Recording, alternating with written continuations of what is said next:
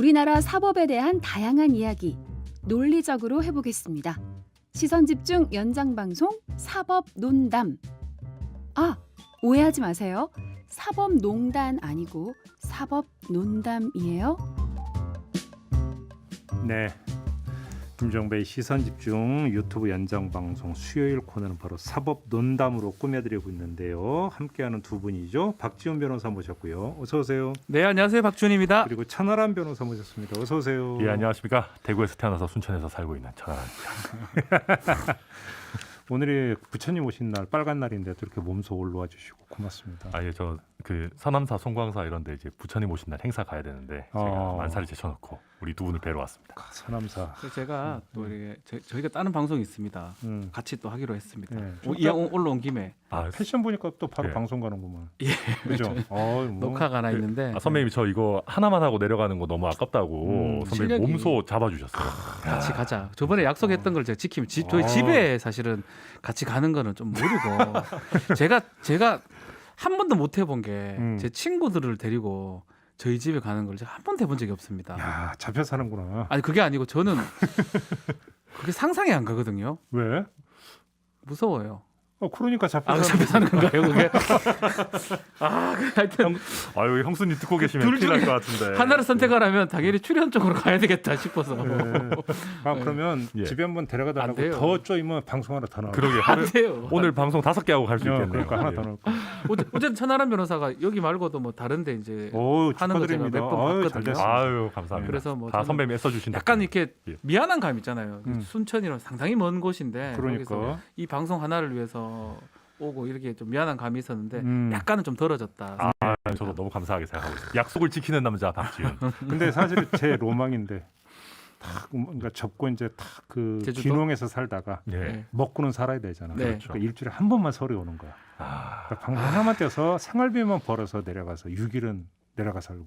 이게 제 로망이거든요. 근데 좋긴 그러려면 하죠. 굉장히 출연료가 높아야 되겠는데. 아니 근데 예를 들어서 그러니까 생활비만 벌면 되니까 네, 그렇게 그렇죠. 또 많이 벌 필요도 없어요 사실은. 그렇잖아요. 그렇죠. 예. 그래 살 수만 있다면 야, 좋지요. 가만있어 봐. 두 분은 마음만 먹으면 그렇게 사실 수 있죠. 저는 안 됩니다. 이 로망을 실현하려면 우리 박변한테 잘 보여야 되는구나. 그렇죠. 네. 방송도 꽂아주시고 그러니까. 그러니까, 예. 뭐 아니에요. 자기 잘하니까 제가 뭐 함부로 됩니까? 오. 실력이 좋으니까. 방송계 되는 거죠. 마당발이거든요. 그러니까요. 좀 예. 앞으로 비선실세 방송계. 지금까지 제가 혹시 구박한 게 있으면 잊어주시고 아유 아닙니다. 잘해드릴게요. 항상 제가 존경하고 잘해드릴게요. 좋아하고. 뭔 소리야. 머털도사 때 더 좋아합니다. 잘해드릴게요. 네. 네, 알았어요. 나중에 봅시다. 오늘 그 본론 들어가기 전에 천하람 변호사 지금 국민의힘 이제 저기 당대표 경선 국면 들어갔는데 선관위 의원이세요? 저 사실 굉장히 높은 사람입니다. 지금 우리 저희 당 왜 당대표 이래? 왜? 후보자들 보시면은 사실 네. 긴장해야 된다. 선관위 의원이시구나. 예. 제가 이걸 왜 꺼냈냐면 지금 이제 컷오프 룰이 지금 만들어진 거죠. 당원 네. 투표 50, 여론조사 50. 음. 이걸 밀어붙여서 관철시킨 주인공이 천하람 변호사 맞습니까? 어제 진짜 죽을 뻔했어요. 잘하셨어요. 저희가 어제 이 회의를 했는데 네. 사실은 저희가 본경선 룰이 당원 70% 일반 국민 30%예요. 73. 그렇지. 근데 물론 이게 다른 정당에 비하면 일반 국민 비율이 좀 높은 거긴 하거든요. 민주당 9대 1이고 정의당은 100% 당원 투표만 한다고 그러더라고요. 근데 이제 저희가 걱정하는 게 아무래도 당원들을 바라보고 메시지가 나가면 좀 굉장히 강경한 발언들이나 아니면 과거로 회귀하는, 최근에 보면 저희 당이 뭐 5.18 민주화 운동이나 이런 부분들이나 여러 가지로 좀 더 중도 확장성 있는 메시지들이 나오고 있지 않습니까? 근데 당원들은 사실은 현명하신데 그 후보자들이 이렇게 강경한 발언 쏟아내면 당원들이 좋아하겠지 하는 말도 안 되는 착각에 빠져서 전당대회에서 그지 깽깽이 같은 과거 퇴행적인 발언들이 나올까 봐 그런 거를 원천적으로 차단하려면은 좀 국민 그 비율을 높여야 되겠다. 이게 이런 뜻이 깔려 있구나. 그래서 저희가 그런 퇴행적 발언을 막으려고, 사실 저는 본경선 룰을 바꾸기가 시간이 너무 촉박하면 그거는 당원 단계 바꿔야 되는 거 아닙니까? 당원 당규 바꿔야 되니까. 네. 근데 예비 경선 때만이라도 국민 참여를 아예 100% 정도로 하자. 그래서 지난번에도 저희 서울시장 같은 경우도 보면 국민 참여 비율 높아지고 하니까 아무래도 단일화든 뭐가 됐든 국민들 관심도 높아지고 훨씬 더 중도지향적인 메시지들이 나오지 않냐. 근데 아까 인터뷰했던 나경원 전 의원은 역선택 결과라고 하던데. 그건 이제 얘기를 하던데요. 이제 그렇게 저는 생각합니다. 선거에서 이기고 나면 이유가 한 개지만 지고 나면 이유가 100개가 있다. 100만 개. 저는 저 상당히 오늘 명언이 여러 가지 의미 있게 봤습니다. 네. 이 젊은 선관위원이죠. 우리 예. 김재섭 의원하고 두 분이 이제 주도한 걸로 제가 들었는데 저는 정말 눈을 닦았어요. 이거 봤을 때.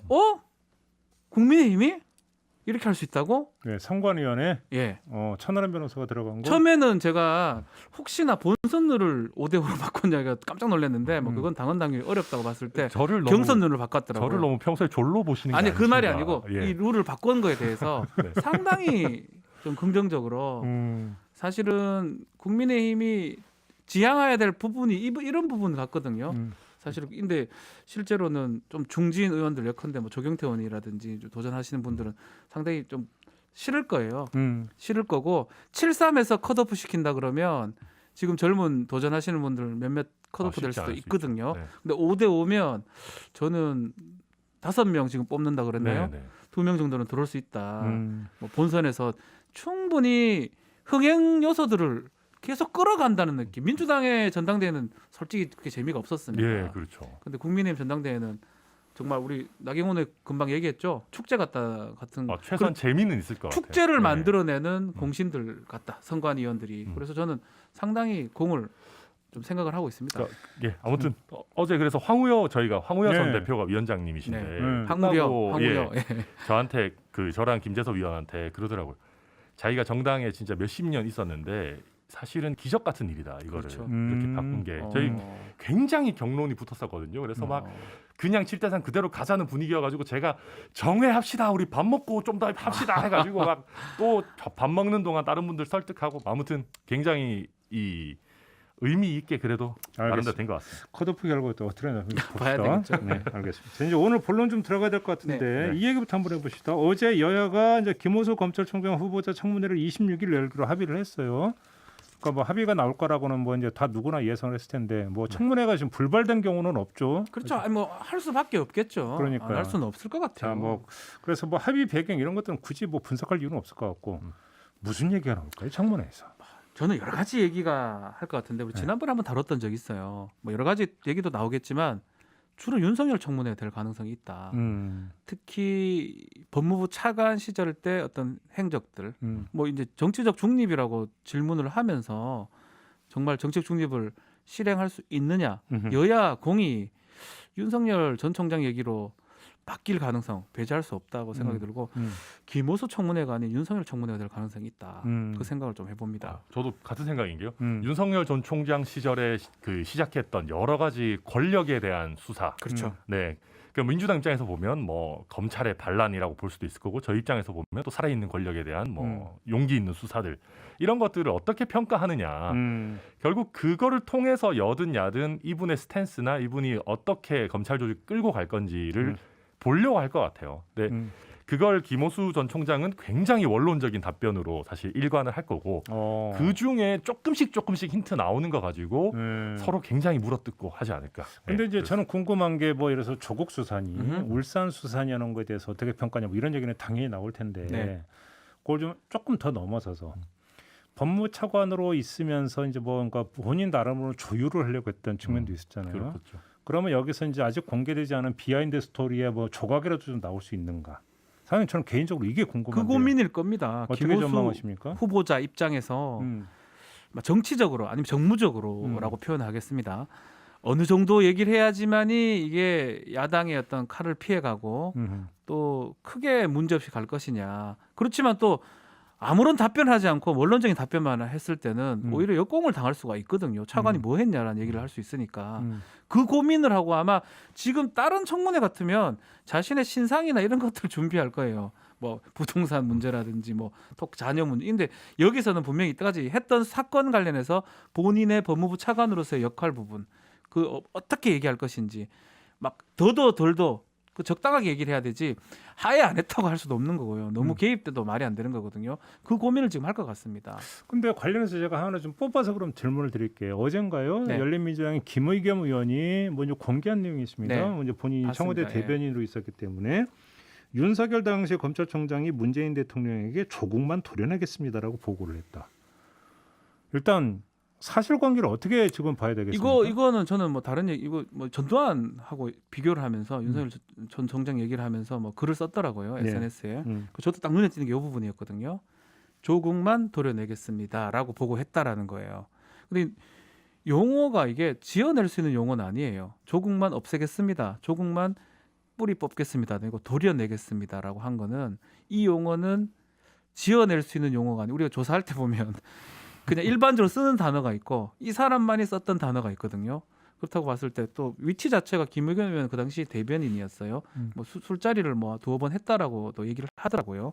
그래서 그걸 봤을 때는 이 얘기는 분명히 했던 것 같아요. 이런 문구로 조국만 도려내겠습니다. 저는 솔직히 저 이거 보고 네. 김의겸 의원이 모르겠습니다. 이런 표현을 어떻게 썼는지 모르겠습니다만은 좀 약간 MSG를 치신 거 아닌가 하는 느낌도 좀 들었어요. 그러니까 왜냐하면 아무리 그래도 청와대에 보고하는데 조국만 도려내겠습니다라고 했겠습니까? 예를 들면 조국 지명자가 이러이러 문제가 있어서 좀 무리가 있는 것 같다. 이런 식으로 얘기를 한 거를 좀 본인이 그때 당시에 느끼기에 도려내겠다라고 한 걸로 느낀 거 아닌가 하는 생각이 들고요.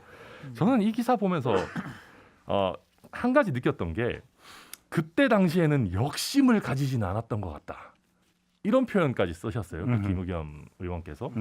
두 가지죠. 일단 당시에는 그래도 나름대로 윤석열 총장이 충심으로 예컨대 좀 지명자에 문제가 있는 것 같다라는 얘기를 한 걸로 들었다는 게 하나가 있을 거고 또 한 가지는 이게 무슨 용의 눈물도 아니고 그 뭐 태조왕건도 아니고 역심 이런 표현 자체가 어찌 보면 정권이 하는 거를 이 수백만의 공무원이라면 누구든지 이걸 보호해줘야 되는 거 아니냐. 그러니까 정권의 반기를 드는 거를 역심이다라고 하는 거는 저는 그런 이 본질적인 인식의 오류를 저는 보여준다고 생각하거든요. 근데 그거는 네. 뭐 역심이란 표현은 이제 전두환하고 비교를 하다 보니까 된 거. 전두환이 12.12 때 모습하고 5.18 때 모습하고 그 차이가 달랐다는 거. 12.12 때까지는 그런 어떤 본심이 덜 드러났다면 5.18 때 드러났다고 얘기하면서 윤석열 전 총장이 조국 장관 후보자 얘기할 때는 그때는 12.12 정도였고 아하. 그 이후에 수사를 뭐 대대적으로 할 때는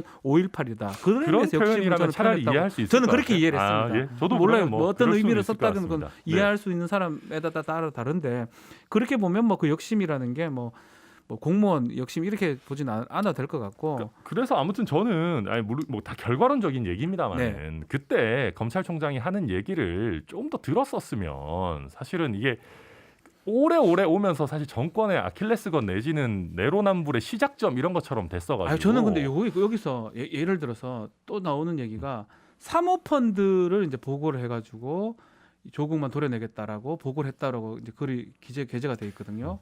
이 부분이 저는 핵심이라고 봅니다. 근데 여기서 우리가 한번 좀 논점을 좀 잡아봅시다. 그러니까 조국만 도려내겠다라는 표현을 정말 썼을까 안 썼을까는 일단 논외로 치고 지금 반복적으로 나오고 있는 증언이 뭐냐면 조국 민정수석을 법무장관으로 지명을 하니까 윤석열 당시 총장이 아니 되옵니다. 네.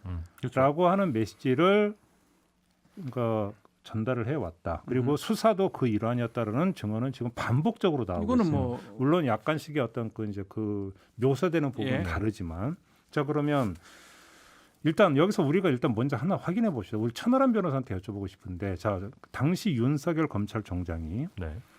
일단 뭐 정당성 여부는 떠나서 조국은 아니 되옵니다라고 하는 메시지를 청와대 대통령한테 전달을 한 건 팩트라고 보십니까? 어떻게 저는 보십니까? 했을 것 같아요. 왜냐하면 저 윤석열 총장은 제 생각에는 약간 표현이 좀 그렇지만 그 직진하는 성격이잖아요. 그러니까 본인이 생각했을 때 문제가 있다라고 생각했으면 최소한 수사 시작하기 전에 청와대 얘기는 했겠죠. 자, 그럼 바로 여기서 이제 문제는 논점이 형성이 되는 건데 과연 그러면 그 행위는 그래서 이제 아니 되옵니다라고 하는 것들을 청와대에 전달을 했는데 먹히지 않으니까 수사에 들어갔다라고 그렇겠죠. 본다면 네.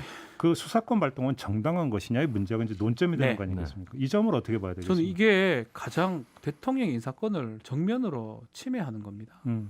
설사 뭐 아니 된다고 본인이 생각이 든다 하더라도 대통령의 인사의 일환입니다. 그럼 그 판단은 일단은 존중이 돼야 되는데 본인이 판단을 해서 아니 되옵니다라고 하는 거는 정상적인 대통령 인사권의 정면적인 도전에 해당하고 그런 의미에서 김의겸 대변인이 당시 대변인이 그런 글을 게재했다고 봅니다. 상당히 저는 위법적이고 위헌적이라고 생각을 합니다. 저는 반대로 저는 제가 대통령이라고 생각하면요. 네. 민정 라인에서 물론 인사 검증을 하죠. 근데 지금 뭐 여러 후보자에 의해서 나타나지만 민정 라인이라는 게 짧은 시간에 이걸 하다 보니까 완벽할 수는 없거든요. 오히려 검찰은 전국적으로 조직이 있고 평소에도 첩보를 수집을 하고 있으니까 뭐 좀 이거 문제 있을 수 있다 이 사람 그런 얘기하면 이걸 날이면 날마다 하는 얘기는 아닐 거예요. 그렇다라고 하면은 얘기 들어오면 아 그러냐라고 할 수 있고 그게 안 받아들여지면 범죄 혐의가 포착이 되면 수사를 할 수밖에 없죠. 그러니까 예컨대 뭐 후보자가 아니라 뭐 대통령이라고 해도 뭐 국무총리 후보자라고 하더라도 이 사람한테 범죄 혐의가 어느 정도 있을 걸로 보이고 인지 수사에 들어갈 수 있다라고 하면 할 수 있는 거지. 아니 맞는데 그럴 그럴 수 사건에 대한 있죠. 도전이냐 이렇게 그럴 하는 수 거는, 있고 예. 하는데 만약에 정말 간첩죄 같은 막 심각한 범죄다 그러면 뭔들은 했었어야 되죠. 그렇지만 그렇게 주장했던 게 사모펀드 관련된 얘기였어요. 그 당시는 입시 비리 나오지 않았습니다. 아니 입시 비리부터 나왔지. 사실은. 아니 보고할 그러니까- 때는 사모펀드로 보고를 했습니다. 근데 아니, 그래도 아니, 그것도 아니, 계속 그러니까 지금간에서 엄청 얘기에 나왔었죠. 따르면 언론에. 우리가 여기서 네. 좀 시간이 지났기 때문에 네. 약간 좀 정리를 해드리면 자 그 조국 민정수석을 법무부 장관으로 이제 지명을 하는 순간에 가장 먼저 나왔던 게 그때 그 이른바 그 딸 네. 입시 관련 이야기가 이제 그 보도에 이제 제일 먼저 나왔고 사실은 보도가 쏟아지기 시작을 했고 그것을 그러니까 지금의 국민의힘이 받아 고소고발 들어갔던 부분이 여러 가지 있었고 그리고 나서 청문회가 열리니만이라고 하는 것들이 있었고 그래서 이제 그 지금의 민주당이 주선해서 조국 그러니까 당시 지명자가 기자회견을 엄청나게 오랜 시간 동안 했던 일이 있었고 네, 근데 그 그거는 뒤에 청문회가 우리가 있었던 밖에서 거니까. 보는 이제 뭐 언론이나 이런 부분이었고 지금 김의겸 대변인 주장에 따르면 사모펀드 관련해서 비리가 포착됐기 때문에 조국은 절대 안 된다라고 지금 했다고 하는 거거든요. 이유를 우리는 알 수가 됐다. 없습니다. 예. 예. 안에 내용은 음. 만약 그게 맞다면 지금 결과론적인 얘기긴 하지만 사모펀드는 결국은 잘못된 수사였어요. 조범동 같은 경우는 뭐 지금 정경심 교수나 조국 장관하고 관계된 부분은 대다수 지금 무죄가 된 상황이거든요. 확인이 되고 있고 그래서 결국은 그러다 보니까 검찰이 갖고 있는 수사권 기소권을 이용해서 입시 비리 정도로 해가지고 지금 결국 이 사건을 막아버린 결과입니다. 간처를 시킨 거죠. 안 되니까. 이런 부분은 상당히 지금 문제가 있다고 좀 봐야 되지 않나 싶어요. 조국 교수님 얘기는 진짜 할 얘기가 굉장히 많은데요. 근데 그 사실은 저는 팩트를 좀 잡고 가고 싶은 게 그 사모펀드 부분이 업무상 횡령 부분이 결과적으로 무죄가 나온 건 맞죠. 결과적으로 무죄가 나왔는데 그게 사실관계가 아예 없었던 게 아니에요. 그 정경심 교수님에 대한 1심 판결도 보면 조범동이 그 경영 컨설팅 명목으로 5억 원을 지급하고 뭐 이게 문제가 있고 이게 업무상 횡령이 되냐 안 되냐에 대한 쟁점은 있는데 근데 법률적으로 이게 업무상 횡령에 대한 적극 가담으로까지 볼 수 있느냐 해서 그거에는 미치지 못해서 그래도 무죄다 이런 식으로 쓰거든요. 그러니까 쉽게 얘기하면 조범동과 우리 정경심 교수님이 이 사모펀드에 뭔가 굉장히 깊숙하게 관여돼 있고 받아서는 안 되는 경영 컨설팅 비용 명목의 돈을 받은 거는 팩트예요. 그러니까 이 정도가 나오면 검찰 입장에서 당연히 수사는 할 수 있는 거죠. 그리고 자, 여기서 네, 잠깐만요. 정리를 하면 지금 그 인연으로 가서 논쟁하자라는 건 네네. 목적이 아니고 이 얘기가 왜냐하면 지금 김호수 청문회 이야기가 나올 하다가 겁니다, 이게. 하다가 지금 이 얘기가 나온 나오겠죠, 거죠. 분명히. 바로 이 이야기가 나올 것이냐를 나올 여쭤보기 겁니다. 위해서. 예. 나올 겁니다. 분명히 나올 겁니다. 그래요. 뭐 김의겸 대변인이 그런 어떤 정무적 감각을 발휘해서 이 글을 썼는지는 알 수는 없지만 일단은 조국을 도려내겠다라는 이 그러면 부분. 김의겸 의원의 어떤 그 이 공개도 청문회를 염두에 두고 저는 조금은 그렇게 생각이 들어요. 그럼요. 저는 이 타이밍에 얘기 꺼낸 거는 당연히 이 얘기 나올 거라고 보고 한 거 아닐까 싶어요. 이게 뭐 정무적 감각이라고 하는 건데 청문회 일주일 후에 잡혀 있거든요. 예. 지금부터 붐을 열려면 요 조국 얘기가 예를 들어서 다음 주까지 쭉 연결된다면 청문회에서 제일 먼저 질문이 이 질문이 될 그러면 것입니다. 청문회에서 이 이야기가 거론이 된다면 윤석열 전 총장에게는 어떤 영향을 미칠 거라고 전망을 하시죠? 지금 우리 얘기하는 그대로죠. 제가 봤을 때는 대통령 인사권에 대한 중대한 도전이고 자기 인사의 그 의견이 관철이 안 되니까 수사로서 기소로서 지금 해버린 결과가 나온 거고요. 천하람 변호사는 그럼에도 불구하고 수사는 해야 된다 이런 얘기로 그러니까, 이 여야가 싸울 걸로 생각이 그렇겠죠. 됩니다. 왜냐하면 저는 그런 얘기 드리고 싶어요. 윤석열 그런 사람인지 모르고 임명했나? 그러니까 윤석열은 직진하는 양반인 거잖아요. 사실 예전에 그 무슨 국정원 댓글 그거부터 시작해가지고 박근혜 전 대통령 때부터 자기가 뭐 수사한다 하면 직진하는 양반이니까 결국 본인들이 그 리스크를 알고 임명하신 거 아닌가. 아무튼 그때 당시 여러 상황들에 대해서 김호수 차관이 어떤 역할을 했는지 뭐 특히 박상기 전 장관 때도 계속 그때도 그렇죠. 차관이셨으니까 계속 차관이었기 때문에요. 그 어떤 전환기에 어떤 일이 있었는지 이런 것도 분명히 얘기가 나올 겁니다. 재미도 있고 이러니까 분명히 물어볼 이거는 뭐 그 얘기로 해 끝나는 수도 있어요. 우리도 지금 준비한 얘기가 이렇게 많은데 여기서 좀 딱 막히는 게 너무나 할 말이 태산 같거든요. 하나만 더 여쭤볼게요. 자, 김호수 청문회에서 이성윤 그러니까 중앙지검장의 어떤 인사 문제가 나올까요, 안 나올까요? 나옵니다. 무조건 다 나옵니다. 나옵니다. 예. 무조건 나온다. 네. 예. 물어볼 거예요. 그럼 이성윤 어떻게 할 김호수 거냐고. 후보자는 뭐라고 답변을 할까요? 그러니까 그 답을 지금 고민하는 거예요. 이성윤 어떻게 할 거냐고 야당이나 여당에서 물어볼 겁니다. 물어보면 굉장히 세밀하게 물어볼 겁니다. 예. 직무 배제를 할 거냐, 할 거냐, 중앙지검장 유임시킬 거냐, 바뀔 이 양반 거냐. 어떻게 할 거냐, 계속 이거, 질문할 거예요. 계속 나올 겁니다. 근데 거기서 이제 잘 답변해야 되겠죠.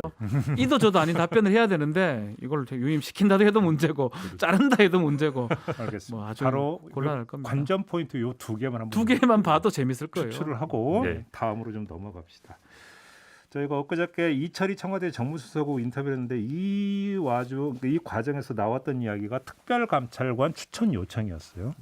뭐 그 뒤에 청와대에서 공문으로 추천 요청이 왔네, 그러니까 뭐 안 왔다 뭐 해가지고 이제 뭐 좀 그 논란은 있었습니다만 아무튼 이철희 청와대 정무수석이 특별감찰관 추천 이야기를 지금 이 타이밍에 꺼냈다라고 하는 것을 좀 한정을 해서 이 맥락을 어떻게 이해를 해야 될까도 이제 상당히 중요한 부분인데 우리 천하람 변호사는 어떻게 읽고 계십니까? 우선 제가 이 특별감찰관이 굉장히 친해요. 저희 법무법인에 여기 특별감찰관 감찰담당관으로 일했던 분이 계셔가지고 이석수 감찰관 이석수는 시절 아니고? 얘기하는 이석수 감찰관님도 그때 그 시절이죠. 그 시절 네, 얘기하는 그 시절밖에 가동이 된 적이 없습니다. 그러니까. 예, 밑에 사람이에요. 네네 그 밑에서 이제 일하던 분이랑 제가 되게 친한데 음. 일단 이게 사실은 예산을 낭비한다라는 지적이 옛날부터 계속 있었어요. 이게 저기 종로에 타워 8이라고 굉장히 좋은 데를 잡아서 쓰고 있거든요. 아, 사무실 거기 있어요? 예. 보안 아닌가요? 거기 괜찮나? 보안인가 괜찮을 거예요. 아마. 괜찮나요? 예. 거기가 월세가 한 달에 5천만 원 엄청 가까이 비싸요. 돼요. 예? 예. 엄청 5천? 비싸요. 월세가 4,300 뭐 얼마에다가 관리비 붙으면 뭐 5천 정도 돼요. 청와대 안에 있어야 되는데 그 자리가 없으니까 아니, 밖에 놔뒀거든요. 몇 평이나 된다고 뭐 5천씩이나요? 되게 잘해놨어요. 제가 그 되게 사무실 크다고 보러 제가 가봤는데. 들었어요. 예. 근데 여튼 그러다 보니까 근데 이석수 감찰관이 나가고 그 문재인 정부 들어서면서 그게 지금 한 4년간 아무것도 안 하고 매달 월세만 5천씩 쓰고 있거든요.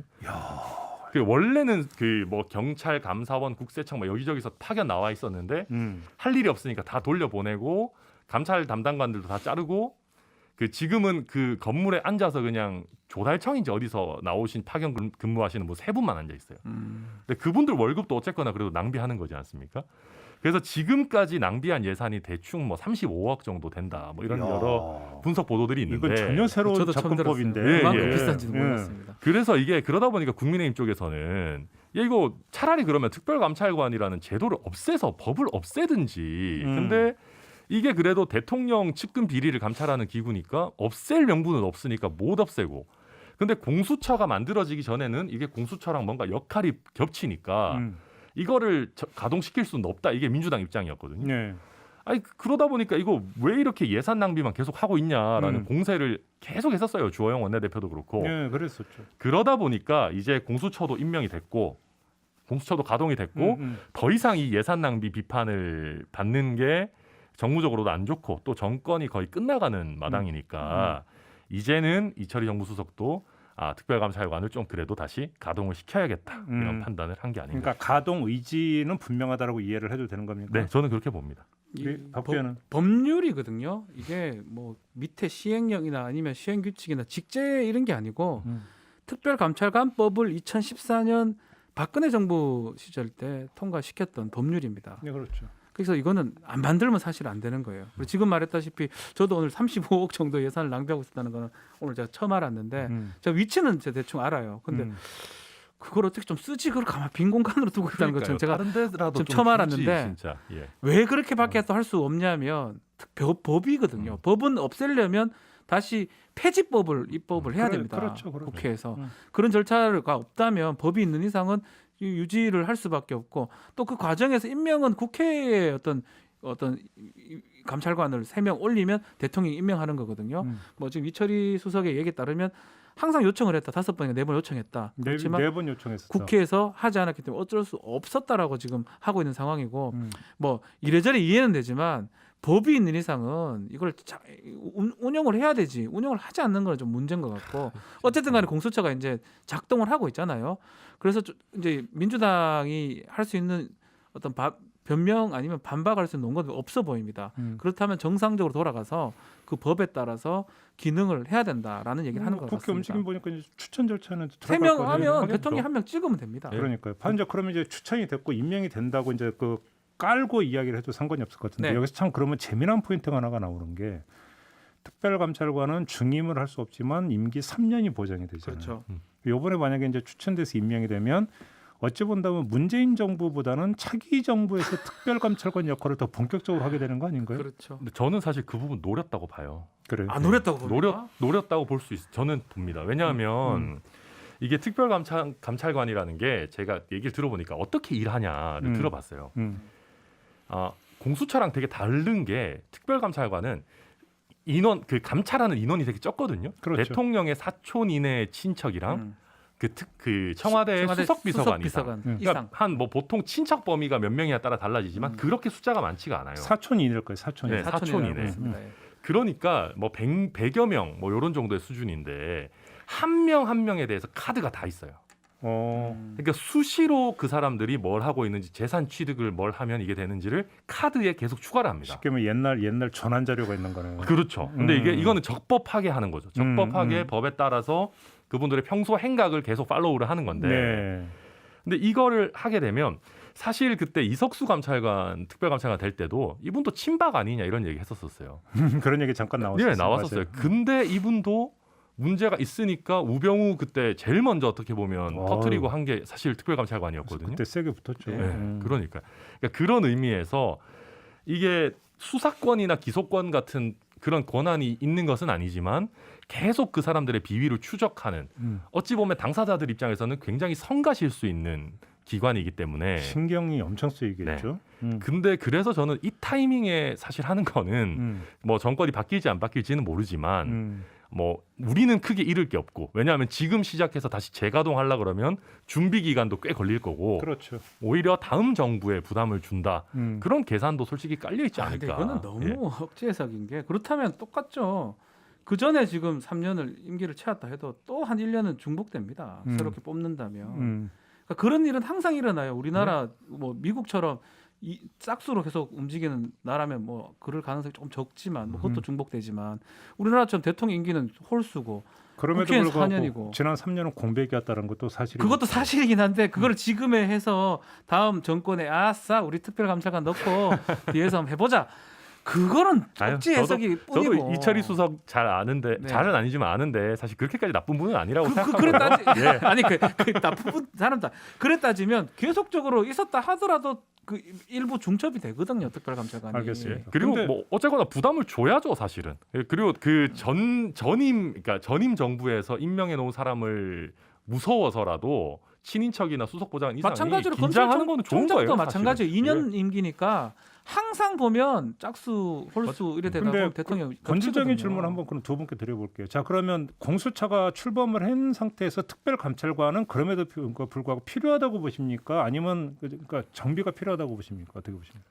이제 민주당의 논리가 이제 공수처는 수사 기소권도 있고 더 훨씬 더 크고 힘 있는 조직이니까 굳이 이런 걸 준비하고 있는 상황에서 그 특별감찰관을 할 필요 있냐라는 논리였거든요.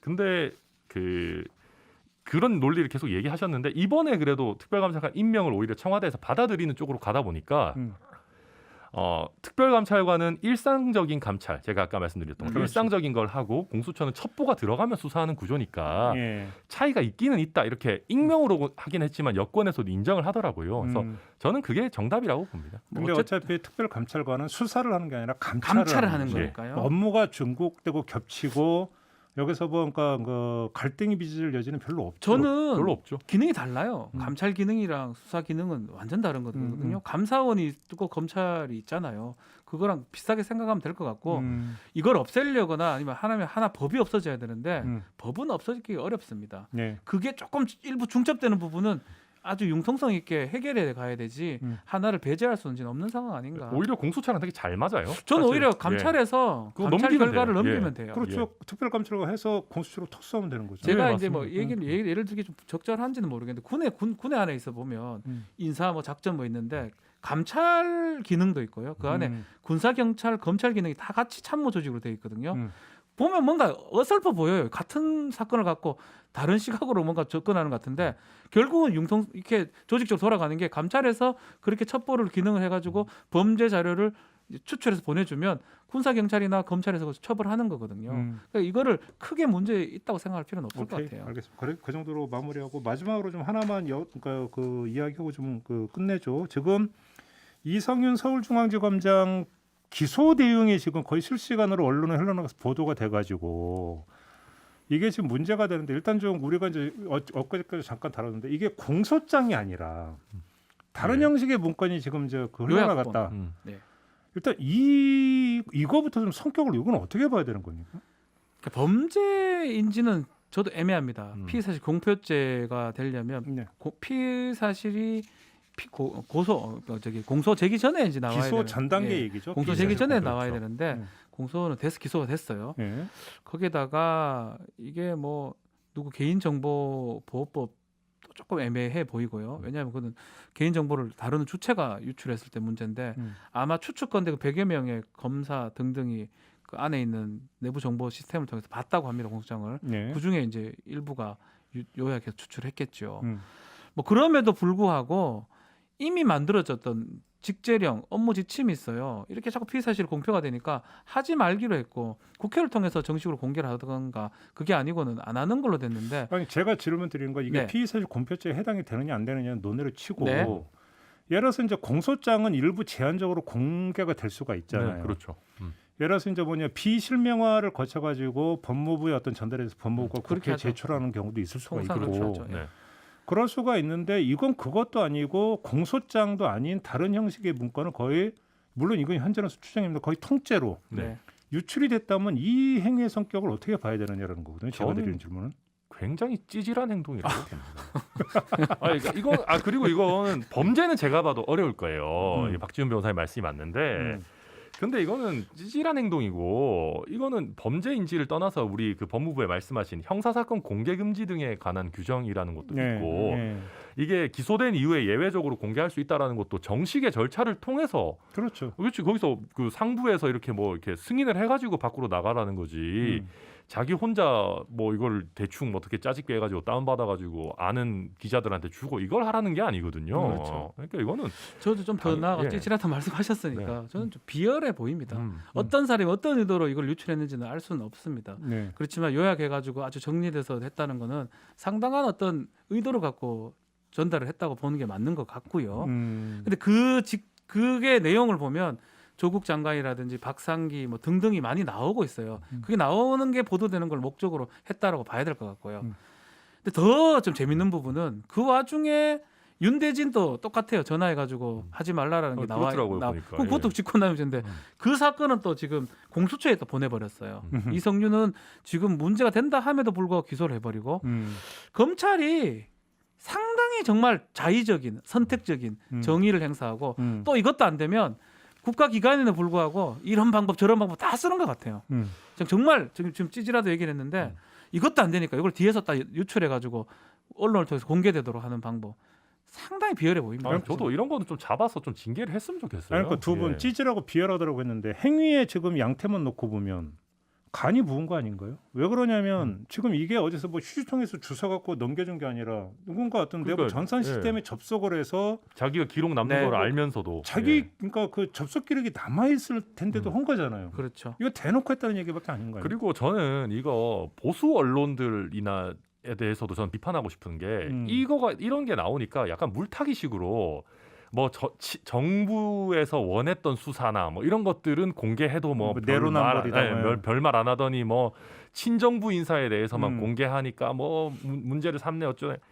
아니, 내로남불이건 나발이건 이런 걸 떠나서 네. 잘못한 건 잘못한 거죠. 예를 들면 물론 잘못한 거죠. 그러니까 선택적인 뭐 이런 정의 이런 것들에 대해서 우리가 얘기는 하지만 어쨌거나 저쨌거나 잘못한 건 잘못한 건데 그 기본 전제를 받아들이면서 예를 들면 이 공개 시스템에 대해서 우리가 어떻게 정책적으로 좀 일관성 있게 할지 이거를 얘기를 해야지. 그렇죠. 예, 저는 그게 맞다. 상당히 지금 간이 배 밖에 나왔다는 얘기를 하는데 저는 공감을 하거든요. 그래서 저는 일반 어떤 의협심을 갖고 있는 아니면 본인의 어떤 생각을 하고 있는 일반 검사가 아닐 것 같아요. 조직적으로 이렇게 냈다는 가능성을 좀 배제할 수 없다라는 생각이 듭니다.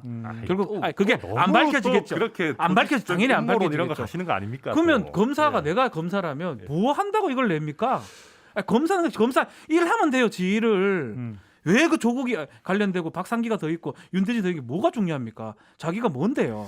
저는 지 기소일 수사일만 하면 되잖아요. 지가 뭔데 이거를 유출하고 난리를 칩니까? 그분들이랑 건방지게. 일하면서 뭐가 많이 쌓였나 보죠. 건방지게 뭐가 검사하지 말죠 그러면. 근데 맞아요. 근데 저는 건방진 거 아니에요? 나가야지 이러면 아주 이렇게까지. 시건방진 행동을 하는 거예요. 완전- 이런 사람이 그러니까 저는 시건방진 행동하는 거는 예컨대 야구 얘기를 자주 하는데 일부러 맞추는 행동들 하잖아요. 투수 보고 빈볼. 예. 빈볼 던진단 말이에요. 그 던질 때 본인이 던진 경우 거의 없어요. 신인 투수면 선배가 시킵니다. 벤치. 야, 저 벤치에서 한번 해. 너 이렇게 맞춰? 하는 거죠. 그래서 그러면 용기가 생기거든요. 맞춰야 된다고. 저는 그거랑 지금 유사하다 생각이 들어요. 어떤 어린이 검사가 한 명 나올 거예요. 젊은 검사 나올 건데 이거 잘못했다고 누가 나올 건데 그 사람은 자기 생각보다는 다른 얘기를 듣고 했을 가능성을 전 배제할 수 없다. 아주 시건방지다. 근데 생각이 빈볼도 듭니다. 빈볼 나름인 게 미국의 그 메이저리그 보면 의도적으로 빈볼은 주로 힙 엉덩이 쪽으로 던지는데 네.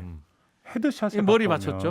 이게 머리 그렇죠. 맞추려고 한 거죠. 이건 좀 약간 또 다르고, 그러니까 저는 개인적으로 이제 그 궁금하고 좀 꽂혔던 게 포인트가 이게 피의사실 공표니 뭐 이런 걸 다 떠나서 지금 검찰 조직 안의 분위기나 네. 이게 지금 어떻게 돌아가고 있는지를 한번 좀 엿볼 수 있는 하나의 단면 아니냐.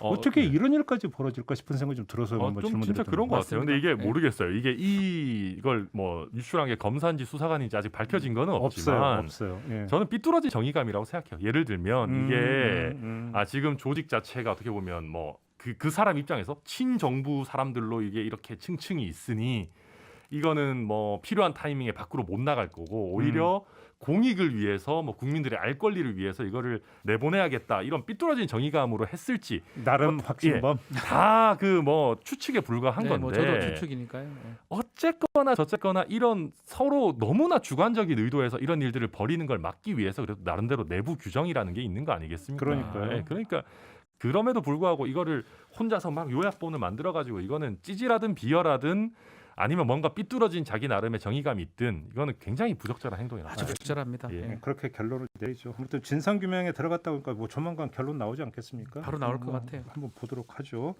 자, 오늘 사법 논담 이렇게 좀 마무리를 하도록 하겠습니다. 멀리 순천에서 부처님 오신 날인데도 불구하고 이렇게 몸소 올라와 주신 천하람 변호사께 2배로 감사의 말씀드립니다. 아유 아닙니다. 저는 바로 또 이어서 박지훈 변호사님께서 잡아주신 방송으로 가보겠습니다. 네. 박지훈 변호사의 인도하에 2차 방송 출연을 지금 가셔야 된다고. 박지훈 변호사도 딱 자켓 보니까 바로 방송 출연하러 가시는 것 같은데. 네, 맞습니다. 자, 박변도 수고하셨고요. 네. 두 분 고맙습니다. 감사합니다. 수고하셨습니다. 네, 저도 함께 물러가고요. 내일 다시 인사드리겠습니다. 고맙습니다. 예.